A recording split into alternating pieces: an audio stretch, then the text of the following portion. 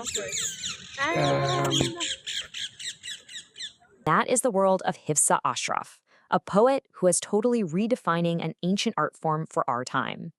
So, can 3 short lines really explain anxiety? I mean, it's a pretty bold question, right? How can a poetic form famous for being so short possibly capture something as huge and messy as anxiety? Well, that's exactly the challenge Hifsa Ashraf takes on. Okay, so first, a super quick refresher. What is a haiku? You probably know it's a short Japanese poem, really famous for its super tight structure, and it's usually focused on nature. The whole point is to capture a single, fleeting moment with just incredible precision. But what happens when you take all that precision and turn it inward? To answer that question, we've got to meet the poet herself. Coming from Rawalpindi, Pakistan, Hifsa Ashraf has become a really important voice in the global haiku scene today. She's taking this ancient form and using it to explore these incredibly personal and yet totally universal human experiences. And she's busy. She writes in English, Urdu, and Punjabi. She even founded her own literary e-zine, Sawanrat, for short-form poetry and works as an editor for the Haiku Commentary blog. And all this work, it's earned her some serious international recognition. She's really become a key figure in the art form today, for sure. Okay, so let's talk about her most significant work to date. It's a 2020 collection called Running After Shadows. And this book, it's got a mission that goes way beyond just poetry. It's really a powerful act to help destigmatize mental illness. With just a few words, Ashraf dives right into some really heavy subjects. We're talking anxiety, depression, the kinds of painful memories that so many women carry. By putting these feelings into poetry, she's working to tear down that social stigma that, so often surrounds them. So, how does she actually do it? This is where her technique is just brilliant. She uses the outside world, nature, as the symbolic language to explain what's going on in our complex inside worlds. Let's take a look at a few examples to see exactly how it works. All right, take a look at this one, just 3 lines. Anxieties, seeing through, the river fog. Just let that sink in for a second. What's so incredible here is how the shortness of the haiku is actually perfect for the topic.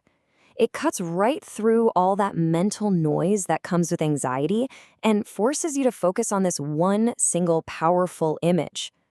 The river fog, it's not just weather, right?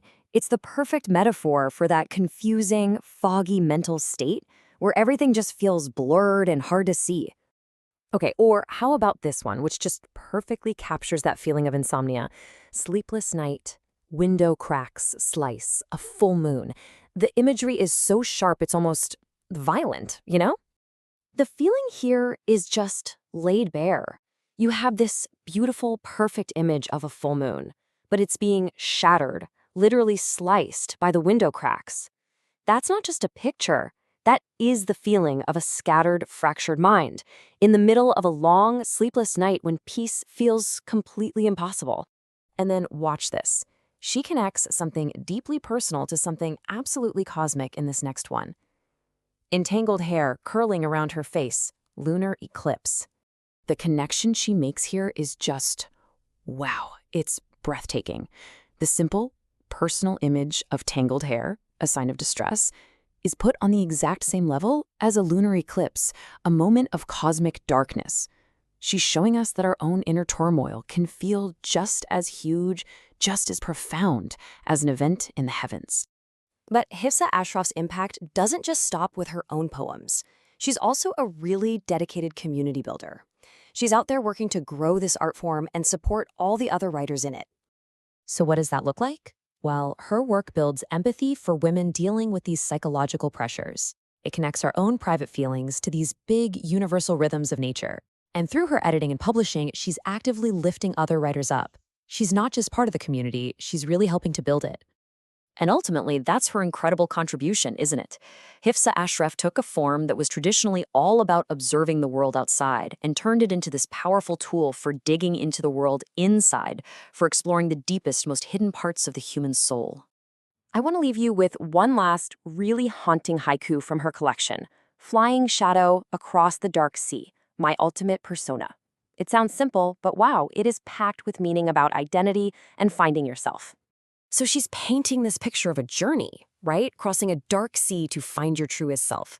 And it kind of makes you wonder, doesn't it? After seeing how much just a few words can reveal, what shadow is flying across your own dark sea? What is your ultimate persona just waiting to be found?